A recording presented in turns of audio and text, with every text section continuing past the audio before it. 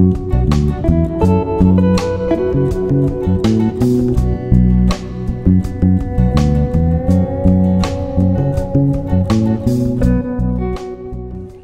दोस्तों, स्वागत है आपका एक तीसरी वीडियो में। और अभी सांची स्तूप के बाद मैं आ गया हूँ उदयगिरी की केव्स। उदयगिरी गुफाएं हैं जो, और ये सांची से करीब 10 किलोमीटर है, तो करीब आधा घंटा लगता है पहुँचने में। तो अभी मैं खड़ा हूँ टिकट काउंटर के सामने। ये पीछे टिकट काउंटर है और हम लोगों की टिकट लगती है 25 रुपये, और 25 रुपये जो है वीडियो का कैमरे का चार्ज है। तो चलिए चलते हैं अब आगे। तो जी ये देखो, बड़ा ही शानदार ये जगह बनी हुई है, और एक ही ये पहाड़ है, और इस पहाड़ का पैटर्न भी बड़ा शानदार है। बहुत पक्के पत्थर का है ये, जिसके अंदर ये केव्स बनी हुई है। पास में एक छोटा सा गांव है, और ये गांव हमें पंचायत मूवी वाले गांव की याद दिलाता है। बहुत साफ़ सुथरा और वेल मेंटेन। हालांकि बड़ा ही सिंपल गांव है, लेकिन फिर भी बहुत सफाई से इन्होंने अपने घरों को रखा हुआ है। तो ये हम अंदर आ गए हैं इसके, और इस जगह के बिल्कुल एंड में वो केव्स हैं।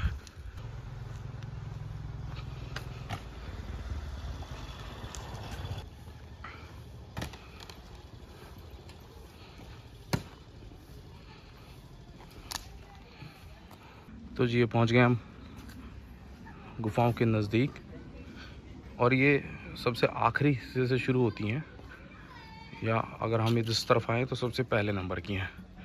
तो ऐसे कुल मिला के यहाँ पे 16-17 गुफाएं हैं।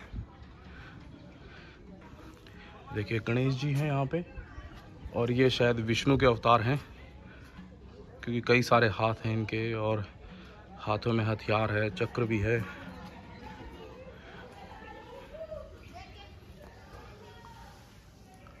और ये अंदर क्या है, कुछ लाइन जैसा कुछ है।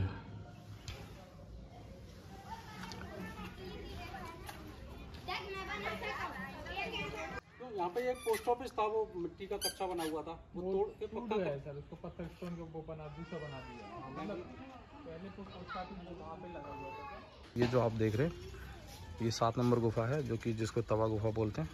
और यहाँ पे लोकल लोग, तो रीज़न ये है कि वीर से गोलाकार है, जैसे तवा होता है वैसे, तो इसलिए इसको तवा गुफा बोला गया है।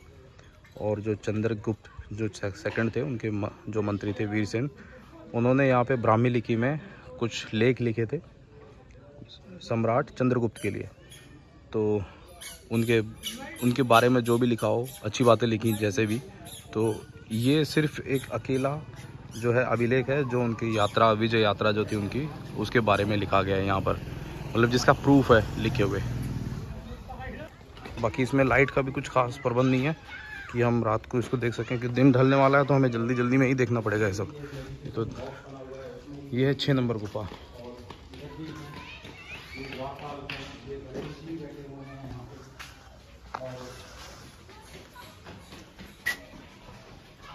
ये हालांकि यहाँ पे नहीं समझ में आ रहा मुझे कि ये किस किस की मूर्तियाँ हैं, जो कि काफ़ी फीकी पड़ चुकी हैं। इसमें जो कुछ थोड़ा बहुत स्ट्रक्चर है, वो इसको ढकने के लिए, सेफ रखने के लिए थोड़ा पक्का बनाया गया है। तो ये है गुफा नंबर 6, ठीक है। और इस गुफा को बोलते हैं कि ये संतकर्णिका गुफा के नाम से जाना जाता है इसको, क्योंकि यहाँ पे एक जनजाति है संतकर्णिका, और उन्हीं के मुखिया को यहाँ का अभिलेख एक मिला था सबसे पहले, तो उन्हीं के नाम पे इसका नाम रख दिया गया है। तो यहाँ पे शिव जी को समर्पित है, अंदर शिवलिंग है इसमें एक, और अंदर ही यहीं पर महिषासुर मर्दिनी का अंकन, मतलब उसको लिखा गया पहली बार, और महिषासुर को 2 भाग में चीरते हुए भी दिखाया गया शिव जी के द्वारा। तो इसके बारे में जो कथा है, वो कहते हैं कि ये जो एक राक्षस था, दानव हिरण्याक्ष, तो उसने पृथ्वी को, भूदेवी को गहरे पानी में लेके चला गया था वो। तो भगवान विष्णु ने वराह का अवतार लिया था, और उस राक्षस से बचाया था, उस राक्षस का वध किया था। तो इसमें वही चीज़ दिखाई गई है कि वराह के अवतार ने, ये देखो, अपने दांत में पृथ्वी को उठाया और वापस अपनी जगह पे स्थापित किया। ये बहुत ही गजब कलाकृति बनाई गई है, और ये सारा गुप्त काल में बना हुआ है।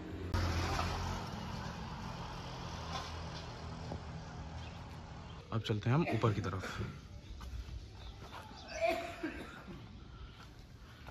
देखिए मेरे सामने ये जो गुफाएं हैं, ये आले दिखाई दे रहे हैं आपको, कुछ यहाँ पर ही है।